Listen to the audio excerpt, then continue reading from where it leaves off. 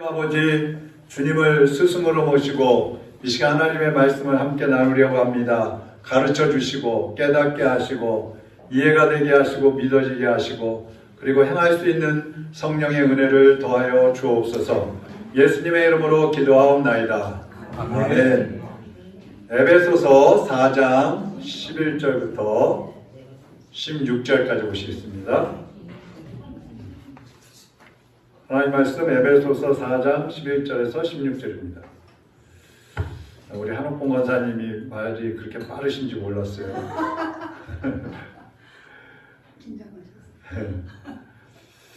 자, 11절에서 16절까지 교도하겠습니다. 그가 어떤 사람은 사도로, 어떤 사람은 선지자로, 어떤 사람은 복음 전하는 자로, 어떤 사람은 목사와 교사로 삼으셨으니 이는 성도를 온전하게 하여 봉사의 일을 하게 하며 그리스도의 몸을 세우려 하심이라. 우리가 다 하나님의 아들을 믿는 것과 아는 일에 하나가 되어 온전한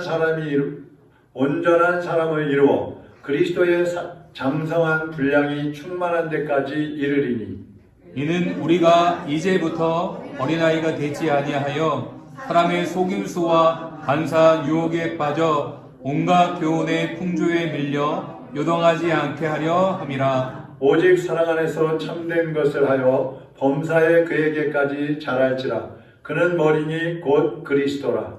그에게서 온 몸이 각 마디를 통하여 도움을 받음으로 연결되고 결합되어 각 직체의 분량대로 역사하여 그 몸을 자라게 하며 사랑 안에서 스스로 세우느니라. 아멘.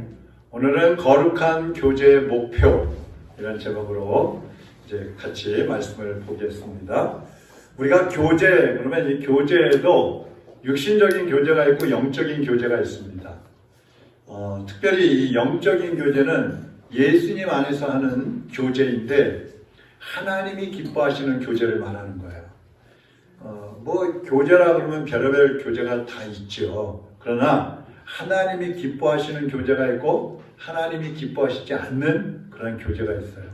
그래서 오늘은 우리 그리스도인들의 교제에 대해서 이제 같이 나누려고 하는 것입니다. 자, 우리 거의 교제라는 단어를 접할 때 하는 부분 우리 박 목사님이 먼저 한번 읽으시죠. 교제라는 단어를 접할 때 제일 먼저 우리가 연상하게 되는 것은 이성교제이다. 종종 결혼이라는 목표가 없는 이성교제가 불행한 결과를 낳는 것을 볼 수 있다. 성도의 교제도 의미 있는 교제가 되기 위해서는 그 교제의 목표를 인식하는 일이 필요하다. 그러니까 이 이성적인 교제가 굉장히 좋은 거예요. 하나님이 남자와 여자를 창조하셨기 때문에 이성 교제는 해야 됩니다. 근데 결혼을 전제로 하지 않은 그런 잘못된 이성 교제 때문에 문제가 많이 생기는 것이죠. 그 성도의 교제 역시 어디에다 목적을 두고 교제하느냐 이것이 대단히 중요하다는 거예요. 교회 안에서 하는 교제니까 뭐 다 괜찮겠지. 그게 아니라는 겁니다. 또요. 교회가 본질적으로 교제의 공동체라면 우리 모임의 목표는 도대체 무엇이어야 하고 그 목표는 어떻게 성취될 수 있을까? 자, 그러니까 목표가 확실해야 이 교제도 아름다운 교제가 될 수 있고 하나님이 기뻐하시는 그런 교제가 될 수 있다는 것이죠. 목표가 확실한 교제. 우리가 인생도 마찬가지고 어떤 일을 할 때도 마찬가지고 목표가 확실해야 첫째는 확실한 방향이 제시가 되는 거죠. 방향 제시. 그래서 어디로 가야 되느냐. 무엇을 위해서 우리가 이제 이 교제를 하고 있는 것이냐. 확실한 방향. 두 번째는 확신을 갖게 되는 것이죠. 아, 이거는 해야 된다. 이건 반드시 해야 된다. 이거는 하면 안 된다.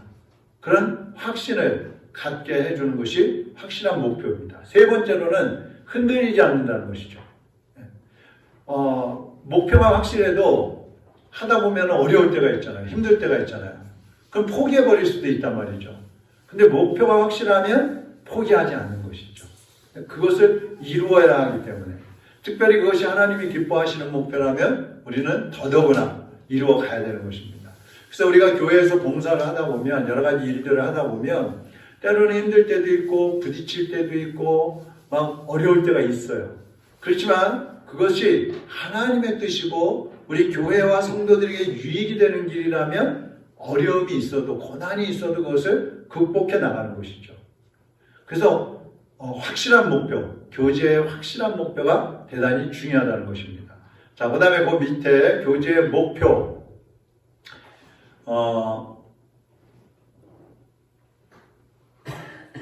자, 우리 12절을 먼저 한번 읽겠습니다. 12절. 거기 있죠? 네. 같이 읽습니다. 이는 성도를 온전하게 하며 봉사의 일을 하게 하며 그리스도의 몸을 세우려 하시니라. 아멘. 네. 자, 여기 서로를 뭐예요? 온전케 온전케 하는 것. 괄호 안에 온전케 하는 것이다. 이 온전케 한다는 말이 뭐냐 하면 모자라는 것을 채운다. 네? 물컵에 물이 들어있는데 가득 안 차 있어요. 그럼 모자라면 더 가득 채워야 그게 온전해지는 거예요. 또 못 쓰게 된 것을 수리해서 원상태를 만든다. 못 쓰게 된 것을 수리를 해가지고 원상태로 만들어서 쓸 수 있게 만드는 거예요. 그게 온전하는 거예요. 또 병이 들었다면 그 병든 것을 건강하게 고치는 것, 그것이 온전케 하는 것입니다. 그러면 성도의 교제의 이 중요한 목표가 뭐냐? 이웃에게 도움이 되도록 기여하는 것. 뭐라고요? 이웃에게 도움이 되도록 기여하는 것. 이게 교제예요. 그냥 성도 간에 교제한다. 보통 이제 세상에서 교제를 하게 되면은요, 사람들이 자기 이익을 위해서요. 내가 저 사람하고 사귀고 교제를 하면 나한테 어떤 이익이 있을까? 먼저 이걸 생각하잖아요. 근데 그리스도인의 교제는 그게 아니고 뭐예요? 이웃에게 도움이 되는가 안 되는가? 그러니까 교제를 시작했다 그러면 저 사람한테 도움이 돼야 돼. 나한테 도움이 되는 건 나중이에요. 네? 나는 도와주는 입장, 나는 뭔가를 베푸는 입장, 나는 섬기는 입장, 후원하는 입장, 이것이 돼야 돼요. 그래서 저 사람이 나 때문에 힘을 얻었다. 저 사람이 지금 굉장히 막 이렇게 어려운 상황이 있는데 나 때문에 온전해졌다. 저 사람이 부족한 것이 많이 있었는데 나 때문에 채워졌다. 저 사람이 병이 있었는데 나 때문에 치료가 됐다. 그 사람을 온전케 해주겠다. 이 목표를 가지고 성도들은 교제를 해야 된다는 말입니다. 그러니까 여러분 교회 안에서 이 교제할 때에 그런 분명한 목적과 목표를 가지고 교제하는 것이 중요한 것입니다. 자, 그 밑에 인간은 모두 거기 한번 읽어보시죠. 박순여 집사님. 인간은 모두 고독한 존재여서 이웃에게 사랑을 받고 도움을 받고자 접근한다. 그러나 도움을 기대할수록 더 큰 상처와 자극을 겪게 되는 것이 보편적 경험이라 할 수 있다. 그렇죠. 참 이상하죠. 그러니까 사람은 누구나 자기 중심이기 때문에 도움을 받고 싶어요. 그래서 교제를 할 때도 내가 도움을 좀 받아야지. 이러면서 가까이 가는 거예요. 근데 받으려고 하면서 가까이 가면 어때요? 오히려 상처를 받을 때가 많다는 거예요. 상처를 받을 때가. 왜 그럴까요? 받으려고 하니까 그러는 거예요. 주려고 하면 상처 받겠어요? 안 받겠어요? 상처 받을 일이 없어요. 안 받는다 그러면 그만이지.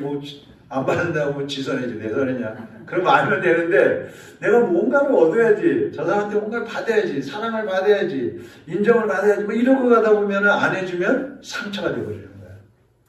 그래서 분명한 목표가 이래서 중요하다는 거예요. 그러므로 건강한 교제가 이루어지려면 자신이 오히려 이웃에게 도움을 줄 목적으로 접근해야 한다. 네. 하나님의 모든 성도에게 빠짐없이 영적 은사를 주신 것이 사실이라면 이웃에게 도움이 될 수 없는 존재란 우리 중에 한 명도 있을 수 없다. 자, 은사가 없는 사람이 있어요, 없어요? 없어요. 그럼 여러분의 은사는 뭐예요? 그러면 난 모르겠는데 은사가 없는 사람은 없다는데 난 무슨 은사가 있어? 이런 경우가 있죠. 근데 여러분도요, 여러분이 잘하는 게 있고 좋아하는 게 있어요. 즐겁게 하는 게 있어요. 그게 은사예요. 네? 내가 손만 대면 잘해. 내가 마음만 먹으면 잘해. 그럼 나는 그게 너무 행복하고 즐거워. 그 은사예요. 하나님 주시는 은사. 재능.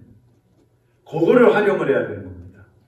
내가 못하는 거 그냥 아우 저 사람은 잘하는데 왜 난 못해? 나도 저 사람처럼 해야지. 이러면 이게 곤란해지는 거예요. 그러면 상처를 받는 거죠. 그건 자기 은사가 아닌데 뭐 저 사람은 저 사람대로 은사가 있고 나는 나대로 은사가 서로 다른데 똑같은 거 흉내내려고 하면은 안 되잖아요, 내가. 그러면 사람들이 상처를 받거든요. 그거는 자기 은사가 아니에요. 하면 하지 말고 내가 잘할 수 있는 거, 즐겁게 할 수 있는 거, 기쁘게 할 수 있는 거. 그리고 난 잘 못한다고 생각하는데 내가 하고 나면 저쪽에서 좋대, 잘했대, 너무 힘이 된대, 도움이 된대. 그럼 그거 은사예요. 내가 좀 부족한 것 같아도 2차 은사. 기쁘고 즐겁고 행복하고 하면 열매가 있다. 그건 1차 은사. 근데 나는 좀 부족한 것 같은데 잘 안 되는 것 같은데 그런데 하면 저쪽에서는 좋대. 잘했대. 그건 2차원적인 은사가 있는 거야. 다 해야 돼. 나중에 이제 이거 끝날 때 내 은사는 뭔가 그 진단도 이제 한번 지난번에 자기 가치관 그거 했던 것처럼 한번 하려고 그러는데 한번 여러분도 평소에 내 은사가 뭘까? 그걸 한번 찾아보시고 활용을 해보세요. 자, 질문 1. 다음 한번 읽어보죠. 사도행전 9장 26절, 27절과 11장 19절에서 26절 말씀을 읽고 바나바가 바울에게 어떻게 도움이 됐는지 기록해 보십시오. 그러면 돼. 한번 읽어볼까요? 사도행전 9장 26, 27절 같이 읽어보죠. 시작. 사울이 예루살렘에 가서 제자들을 사귀고자 하나 다 두려워하여 그가 제자됨을 믿지 아니하니 바나바가 데리고 사도들에게 가서 그가 길에서 어떻게 주를 보았는지와 주께서 그에게 말씀하신 일과 다메섹에서 그가 어떻게 예수의 이름으로 담대히 말하였는지를 전하니라. 사울이 누구죠? 바울이죠. 바울이 어떤 사람이었어요 원래? 그리스도인들을 핍박하는 사람이잖아요. 예수님 핍박하던 사람이잖아요. 그런데 이 사람이 예수님을 만났단 말이에요. 그 변화가 됐어요. 복음 전하는 사람으로. 근데 다른 사도들이 볼 때는 아유 저 사람 핍박하는 사람이야. 그리스도인들 막 잡아 죽이고 스테반도 돌로 때려 죽일 때 옆에서 잘한다고 했던 사람이고 제사장들한테 대사장한테 이 체포영장 받아가지고 기독교인들 잡으러 다니던 사람이야. 저 사람 만나면 안 돼. 저 사람 인정 못해. 사도들이 다 피하는 거예요. 무서워가지고. 근데 그때 바나바는 저 사울이라는 사람이 정말 변했구나. 부활하신 예수님을 진짜 만났구나. 이걸 알았어요. 그래서 이 바나바가 사울을 데리고 사도들한테 데려가는 거예요. 그래가지고 이 사람은요 정말 부활하신 예수님 만난 사람이에요. 이 사람 옛날에 핍박자가 맞는데 바뀌었어요. 이 사람이 이제는 복음 전하는 사람이 됐어요. 가서 사도들한테 소개를 하는 겁니다. 그러니까 사도들이 이 사도 바울을 받아들이는 거죠. 그래서 함께 사역을 시작하게 되는 것입니다. 그러니까 바나바가 사도들과 사울을 화해시키는 그런 일을 한 거예요. 교제시켜주는 일을 했다 이 말입니다. 그 다음에 11장인데 19절부터인데 좀 기니까 26, 27절만 한번 보죠. 11장 26, 27. 25, 26. 25, 26. 예. 자, 한번 읽어보죠. 시작. 바나바가 사울을 찾으러 다소에 가서 만남에 안디옥에 데리고 와서 둘이 교회에 1년간 모여 있어 큰 무리를 가르쳤고 제자들이 안디옥에서 비로소 그리스도인이라 일컬음을 받게 되었더라. 자, 이게 이제 뭐예요? 사도들한테 인정은 받았는데 바울이 그래서 사역을 못하고 있는 거예요. 그러니까 바나바가 또 갔어요. 그 사울을 데리고 왔어요. 어디로? 안디옥 교회로. 그래가지고 안디옥 교회 교인들을 가르치는 일을 사울에게도 시키는 거예요. 바나바한테도 시키는 거예요. 바울에게. 그러니까 함께 가르치는 일을 했다 그랬습니다.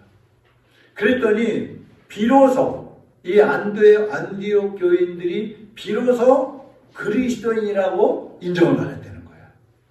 이게 바울이 얼마나 잘 가르쳤는지 알 수 있겠죠. 네. 그러니까 이때도 바나바는 사울을 안디옥 교회로 데려가 가지고 교인들을 가르치는 일을 하게 했다 이 말이에요. 성도들과의 교제를 시작하게 한 거예요. 이 교회는 이런 사람들이 있어야 돼요. 막 자기가 나서가지고 내가 뭔가 해야지만 즉 식성이 풀리는 사람 있잖아요. 그거보다 뒤에서 가만히 보니까 저 사람은 잘 못 어울리네. 가만히 보니까 저 사람 뒤에 처져 있네.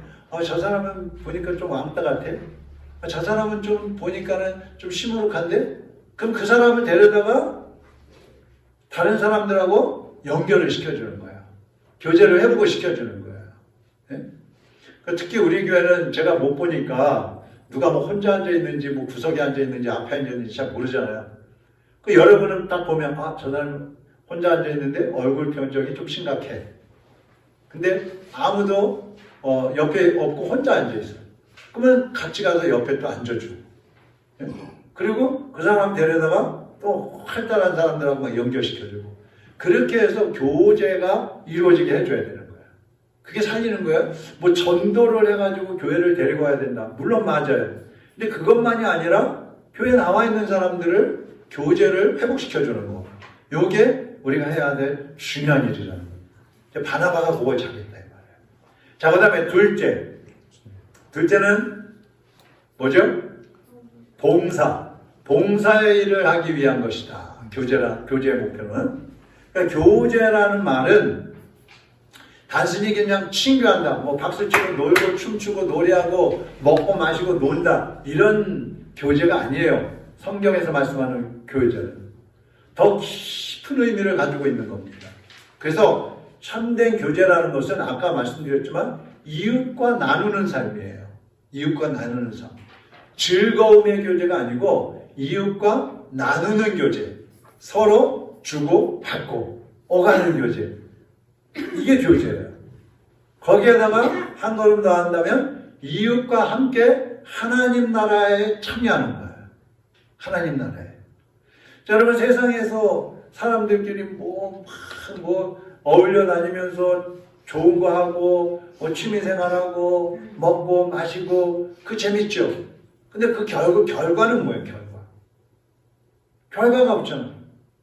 교회 안에서도 성도들끼리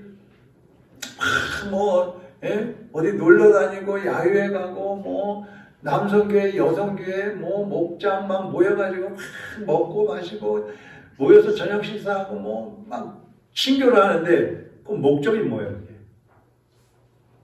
결국의 목적은 우리 다 같이 하나님 나라에 들어가자. 이게 돼야 된다 이 말이에요. 이게 빠지면 그건 인간적인 교제, 육체적인 교제가 될 수밖에 없는 겁니다.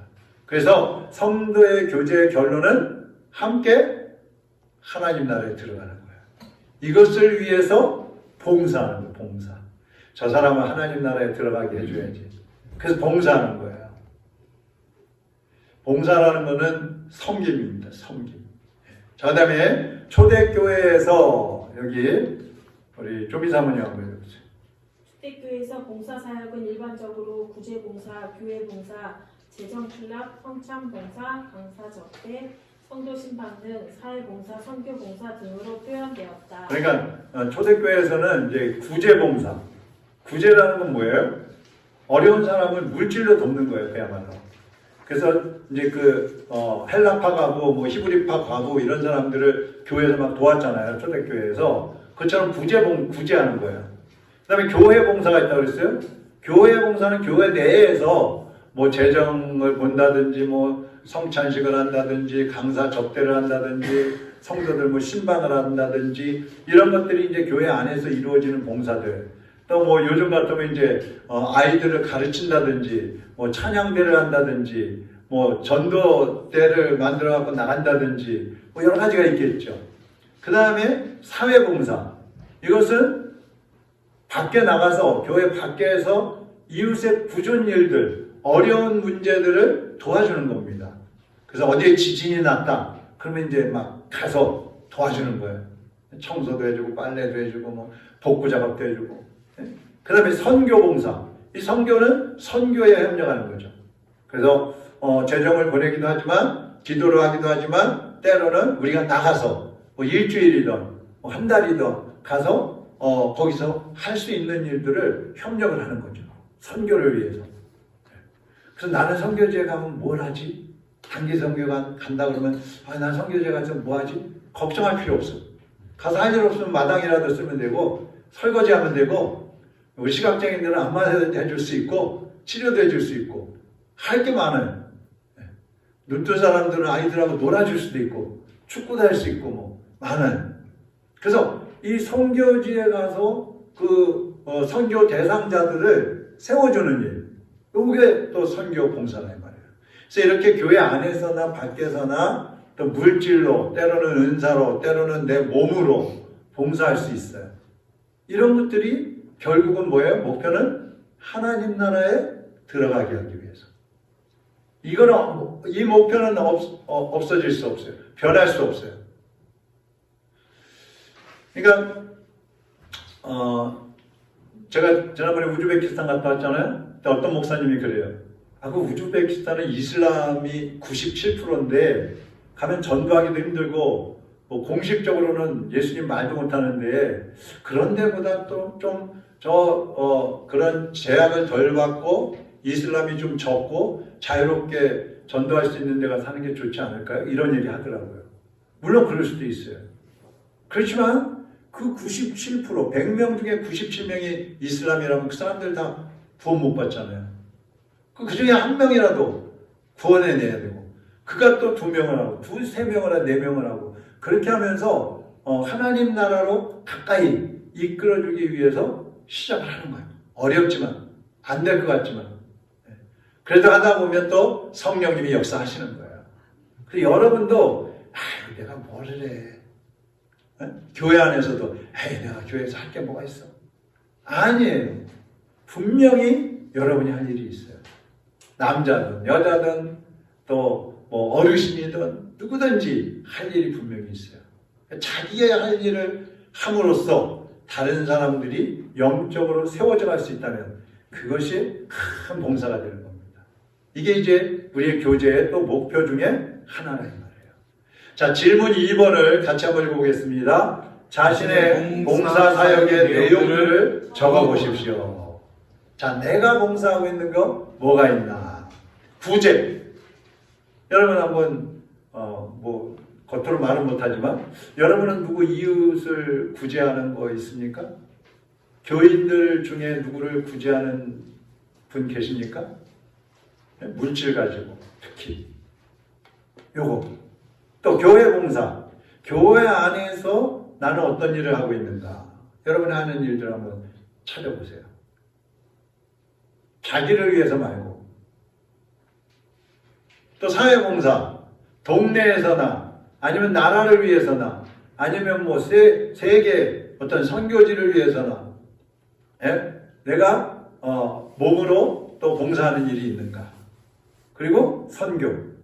나는 해외 선교에 대해서 어떤 자세로 또 어떤 일을 지금 하고 있는가?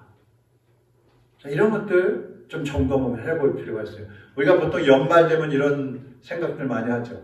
그리고 계획을 새로 세우고 또 시작하겠다고 했는데 또 한 달, 2달, 3달 지나가다 보면 못하게 되고 안 하게 되고.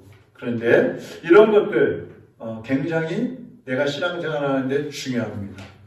그래서 신앙생활은 머리로 하는 게 아니에요. 이론으로 하는 게 아니에요. 신앙생활은 행동으로 하는 거예요. 행동. 그래서 믿음은 행동하는 단어예요. 행동. 나 예수님 믿습니다. 그래? 어떻게 믿지? 행동으로 보여야 돼. 그래. 그게 믿음이에요. 머리로 아무리 믿는다고 큰 소리 치고 뭐 세게 믿습니다 한다고 믿어지는 게 아니에요. 행동으로 옮기고 있으면 정말 그것은 살아있는 믿음이에요. 살아있는 믿음. 그래서 이걸 좀 점검을 해볼 필요가 있어요. 그 다음에 셋째는 뭐예요? 그리스도의 몸을 세우기 위한 것이다. 세우기 위한 것. 아까 우리가 12절을 읽었죠. 그리스도의 몸을 온전케 하고 또 세우고 봉사일을 하고.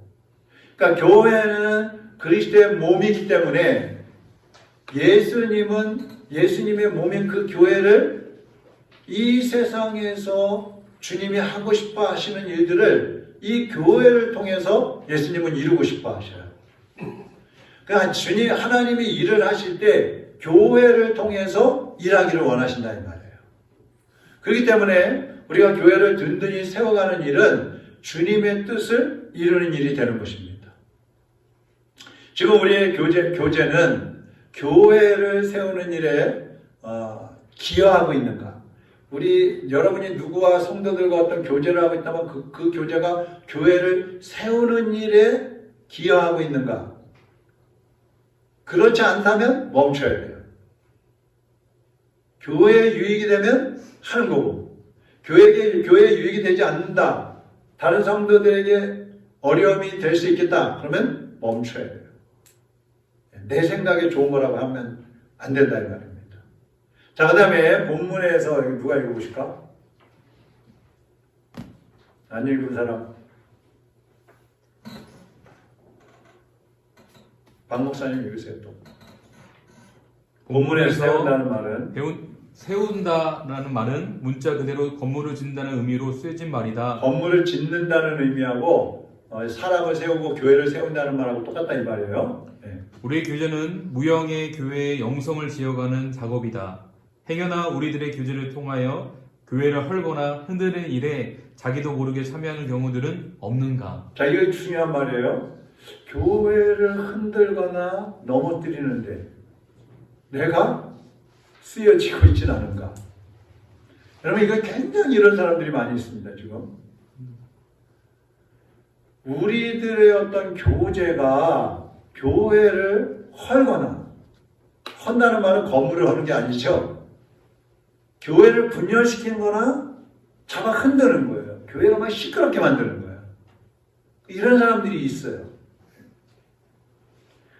혹시 내가 그 중에 한 명이 아닌가? 그게 대단히 위험합니다. 위험해요.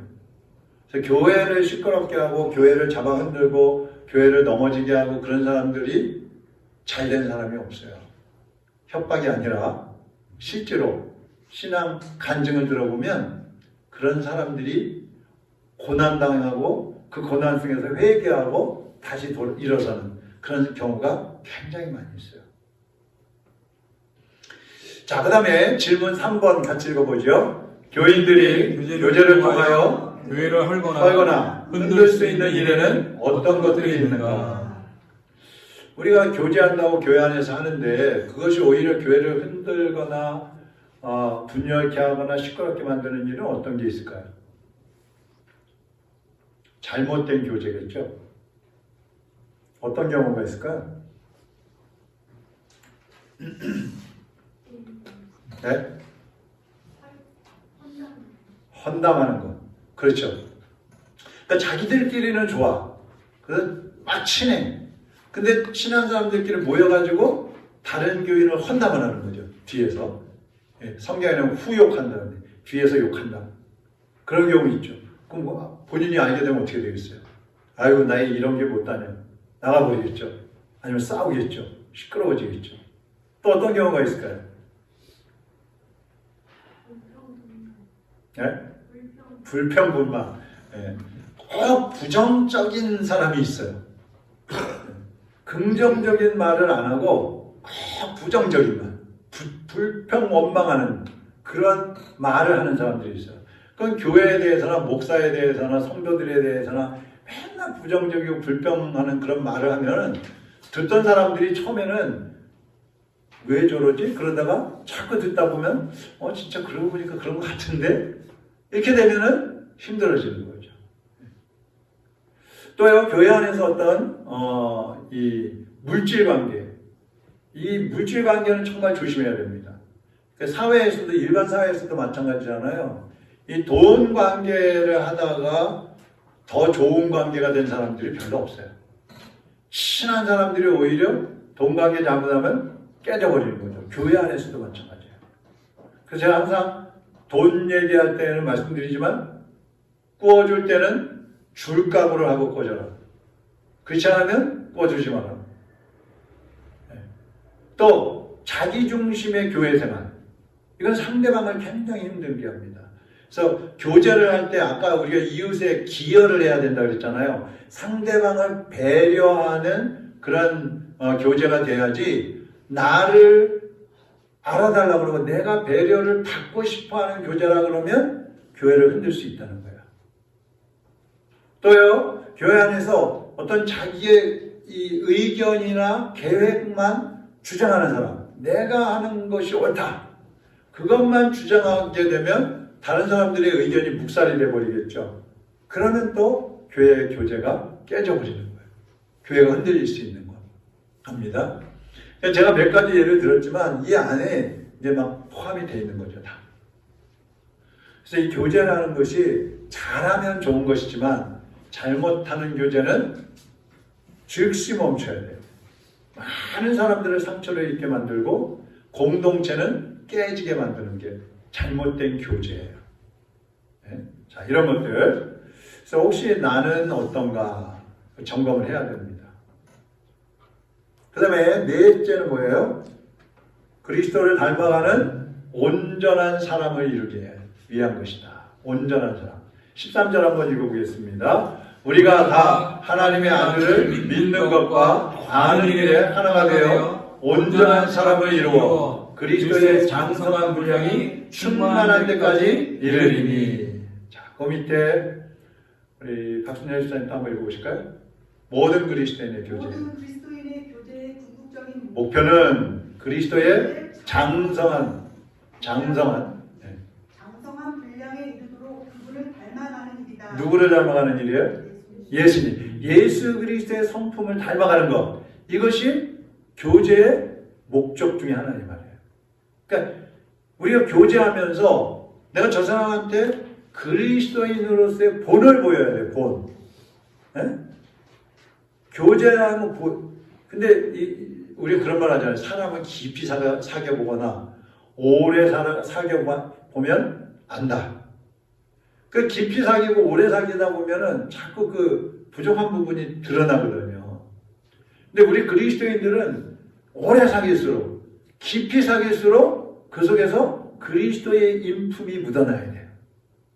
그래야 교제가 제대로 되는 거예요. 그래서 그리스도인의 최대 목표는 뭐예요? 예수님을 닮아가는 거죠. 예수님을. 이것이 분명하면 흔들리지 않는 겁니다. 따라서 우리는 모일 때마다 피차의 하나님의 아들이신 그리스도를 믿는 일과 아는 일을 이야기하며 우리 모두의 공동 목표인 그리스도를 닮는 일을 격려해야 한다. 그러니까 믿는 일과 아는 일을 공유해야 돼요. 내가 믿는 예수님이 이런 분이야. 내가 아는 예수님이 이런 분이야. 난 이런 은혜 받았어. 난 하나님께서 이렇게 복을 주셨어. 하나님 나에게 이렇게 말씀하셨어. 그런 거. 그런 신앙 중심의 말과 행동이 드러나야 제대로 된 교제가 된다 이 말이에요. 그러기 위해서는 우리 각자가 먼저 그리스도를 닮아가는 것을 생애 분명한 목표로 설정하고 살아가야 한다. 그때 우리는 다른 이들에게도 그리스도를 본받으라고 말할 수 있을 것이다. 바울 사도는 그런 의미에서 고린도 교회 성도들에게 내가 그리스도를 본받는 자가 된 것 같이 너희도 나를 본받는 자가 되라고 말씀했다. 고린도전서 11장 1절이죠? 네. 같이 읽어볼까요? 시작. 내가 그리스도를 본받는 자가 된 것 같이 너희는 나를 본받는 자가 되라. 네. 여러분 다른 사람한테 이렇게 말씀하실 수 있어요? 네? 옆에 분하고 한번 해봅시다. 내가 그리스도를 닮은 것처럼 당신은 나를 닮으십시오. 한번 해보세요. 야, 잘하고 있던 못하던 해봐. 그냥 그럼 간단하게 나를 닮으십시오. 그래요. 나를 닮으십시오. 조기성님 소리 왜 안 나? 강 목사님 소리 왜 안 나? 안 봤어. 뭘 봐 보기는.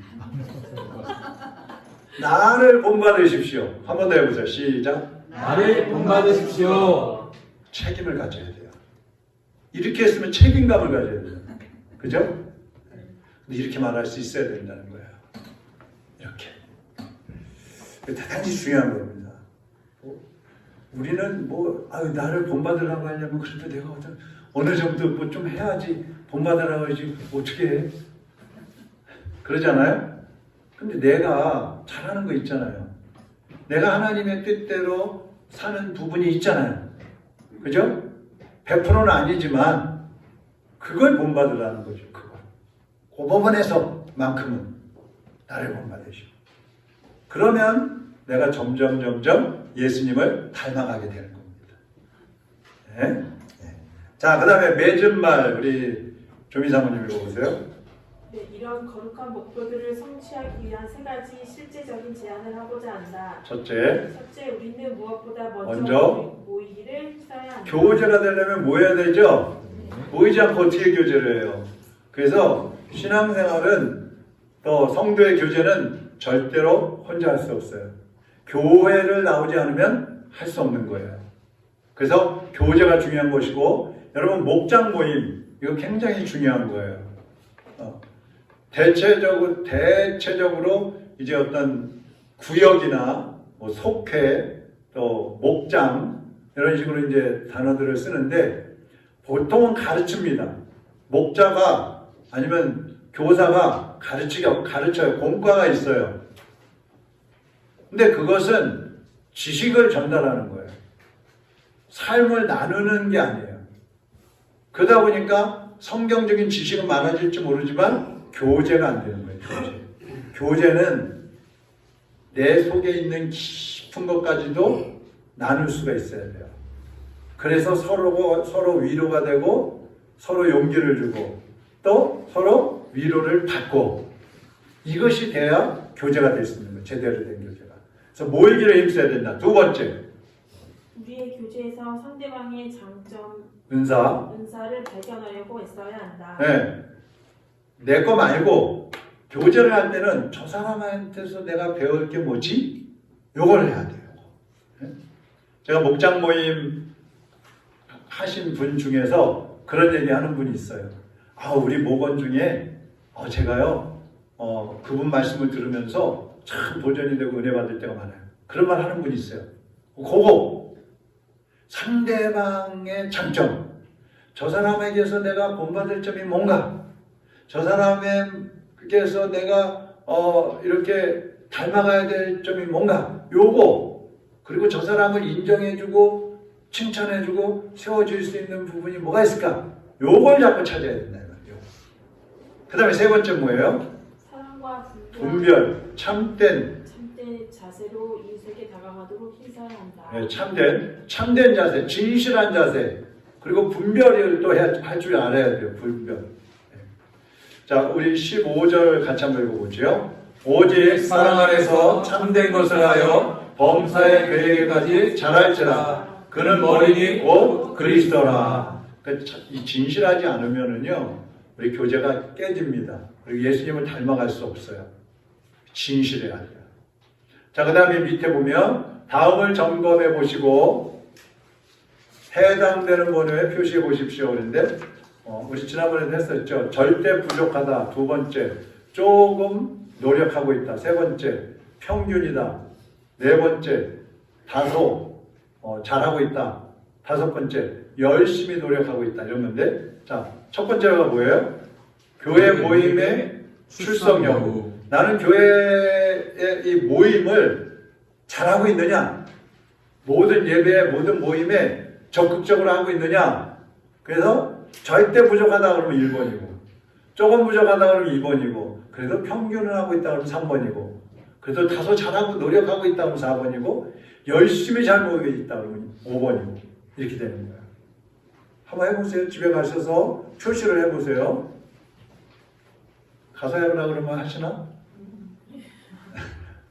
갔다가 그냥 쑥 집어넣고 가면은 끝이죠. 한번 해보세요. 두 번째는 뭐예요? 교우들에 대하여 장점을 발견하고 배우고자 하는 태도가 있느냐? 나는 어떠냐 이거네요. 세 번째, 사랑과 분별의 균형이 있느냐? 여러분, 이렇게 베푸는 것도 균형이 있어야 돼요. 치우치면 안 돼요. 그리고 분별을 해야 돼요. 분별. 이게 지금 내가 하면서도 잘하고 있는 것인가? 하나님이 기뻐하시는 방향으로 하고 있는가? 분별을 할 줄 알아야 돼요. 그래서 당신의 교회 생활에서 앞으로 시정해야 하고 또 결심해야 할 일들에는 어떤 것이 있는지 기록해 보십시오. 내가 교회 생활하면서 시정해야 될 것, 또 앞으로 난 이걸 해야 되겠다 결심하는 것, 그런 것들이 있는지 적어보려는 거예요. 한번 가서 적어보시기 바랍니다.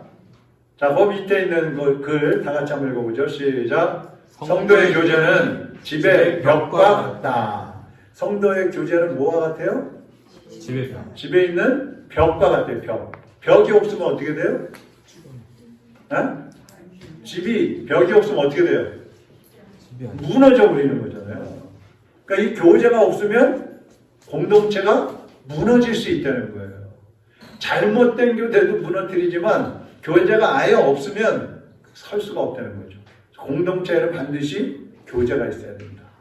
자, 교제의 한 가지 목표, 중심되는 한 가지 목표라고 한다면 뭐라고 했어요 아까? 예수님 닮는 거. 예수님 닮는 거고, 장차 미래 하나님 나라에 들어가는 거라고 그랬어요. 같이 들어가는 거, 같이. 교제 잘하다가 10년, 20년 하다가 틀어져가지고 하나는 천국 가고 하나는 지옥 가고 이러면 이 교제는 잘못된 거잖아요. 그러니까 끝까지 같이 가야 돼요. 그러기 위해서는 내가 상대방에게 기여를 해야 돼요. 기여, 본을 보여야 돼요. 자, 이제 여러분의 그 교제의 스타일, 교제의 자세는 어떤가 한번 진지하게 점검을 해볼 필요가 있습니다. 혹시 질문이 있으면 하시죠.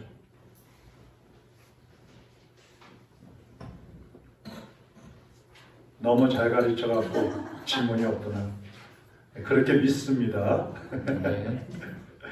우리 사명 있죠? 사명. 갖고 있나요? 우리 사명 찬양하겠습니다. 주님이 홀로 가신 그 길. 주님이 홀로 가신 나도 그 길, 따라가오. 나도 따라가 모든 물과 비를 흘리신 모든 물과 비를 그 길은 나도 가오. 그 길은 나도 가오. 험한 산도 나는 괜찮소. 험한 산도 나는 바다 끝이라도 나는 괜찮소. 바다 끝이라도 나는 괜찮소. 죽어가는 저들을 위해 죽어가는 저들 나를 버리길 바라오. 나를 버리길 바라오. 아버지 나를 보내주오. 아버지 나를 보내주오. 나는 달려가겠소. 나는 달려가겠소. 목숨도 아끼지 않겠소. 목숨도 아끼지 않겠소. 나를 보내주오. 나를 보내주오. 생명을 버리면서 생명을 버리면서 나를 사랑한 주님. 나를 사랑한 주님. 이 작은 나를 받아주오. 이 작은 나를 받아 나도 사랑하오. 나도 사랑하오. 다시 한번 기도하겠습니다. 나의 교제 스타일은 어떤가, 자세는 어떤가, 내가 다른 사람에게 혹시 나 중심의 교제를 요구하고 있지 않은가, 혹시 나의 이 잘못된 언행 때문에 다른 사람에게 상처를 주는 그러한 스타일은 아닌가 한번 점검해 보세요. 그리고 내가 저 사람에게 기여하는 사람인가, 기여가 되는 사람인가, 베푸는 사람인가, 나를 본받으라고 할 정도로 내가 그들에게 본이 되고 있는가, 나의 말과 행동, 나의 생각까지도 세상 사람들뿐만 아니라 우리 그리스도인들에게까지도 본이 되고 있느냐 한번 돌아보시기 바랍니다. 그래서 우리가 예수님을 본받는 것처럼 나도 세상 사람들에게, 우리 성도들에게 나를 본받으십시오, 이렇게 다가가는 우리가 될 수 있게 달라고 이 시간 성령님께 우리 한번 기도하겠습니다. 사랑하는 하나님 아버지, 오늘 말씀 주님의 말씀을 통해서 우리가 진정한 교제를 다시 한번 나누었습니다. 하나님, 우리가 그동안 살아오면서 자기 중심의 신앙, 자기 중심의 지식, 자기 중심의 잘못된 요구를 하면서 살아오지 않았는지 돌아볼 수 있게 하여 주시옵소서. 교제한다고 하면서도 혹시라도 육신적이고 세상적인 것, 세속적인 것에 관심을 두고 초점을 맞추고 교제해오지 않았는지 돌아보게 하여 주시옵소서. 이제는 주 예수 그리스도를 우리가 먼저 본받게 하시고 세상 사람들에게, 우리 소인들에게 나를 본받으라고 할 수 있을 정도로 우리의 어린 심사가 새로워지게 하시고 예수 그리스도의 장성한 분량에까지 자라갈 수 있는 저희들이 될 수 있게 하여 주시옵소서. 하나님, 오늘 이 말씀을 배우고 이 말씀을 나눈 성도들은 하나같이 예수 그리스도의 형상을 가진 주님의 자녀들로 일어나게 하여 주옵시고, 주님이 가신 그 길을 우리도 생명 바쳐서 어떤 고난이 있더라도 달려가겠다는 각오와 결단을 가지고 나아갈 수 있도록 인도하여 주시옵소서. 하나님 아버지, 오늘도 참된 교제가 어떤 것인지 하나님의 말씀을 통해서 함께 나누었습니다. 나로 인해서 주님의 교회 공동체가 더 든든히 세워져 가고, 나로 인해서 내가 속한 목장이 더 깊어지고 더 든든히 세워지고, 그리고 모두가 함께 손을 잡고 하나님 나라까지 들어가는 놀라운 역사를 이루게 하여 주시옵소서. 돌아가는 발걸음도 인도하시고, 또 한 주간 살아갈 때에도 세상 속에 살지만 세상 속에 빛이 되고 세상 속에 그리스도를 드러내는 삶을 살아갈 수 있게 하여 주시옵소서. 예수 그리스도의 이름으로 축복하며 기도하옵나이다. 아멘.